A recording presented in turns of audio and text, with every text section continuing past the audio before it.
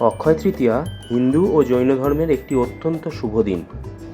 অক্ষয় শব্দের অর্থ যা কখনো ক্ষয় হয় না, অর্থাৎ চিরস্থায়ী বৃদ্ধি, সৌভাগ্য ও সমৃদ্ধি। বৈশাখ মাসের শুক্লপক্ষের তৃতীয়া তিথিতে সকলকে জানাই শুভ অক্ষয় তৃতীয়া। এপিপ্রিমনাম অরাম বা পোথোস, যাকে আমরা ব্যবহারিক অর্থে মানি প্ল্যান্ট নামেই চিনি, দক্ষিণ প্রশান্ত মহাসাগরীয় দ্বীপপুঞ্জের আর্দ্র রেনফরেস্টের এই গাছটি ক্রমশই বাস্তু ও ফেংশুই মতে হয়ে ওঠে সৌভাগ্য, সমৃদ্ধি ও ধন সম্পদের প্রতীক।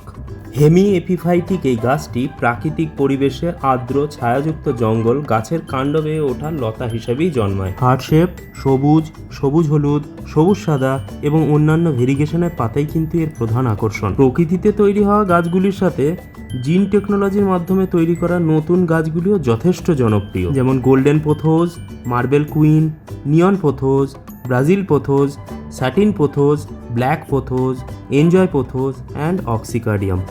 সলিড এবং অ্যাকোয়া দুটো মিডিয়াতেই এটা খুব ভালোভাবে গ্রো করে। পাতা শুদ্ধ নোট কাটিং জল কিংবা মাটিতে বসালে অত্যন্ত দ্রুত এর থেকে শিকড় বেরিয়ে আসে, তাই প্রোপাগেশনটা খুবই ইজি।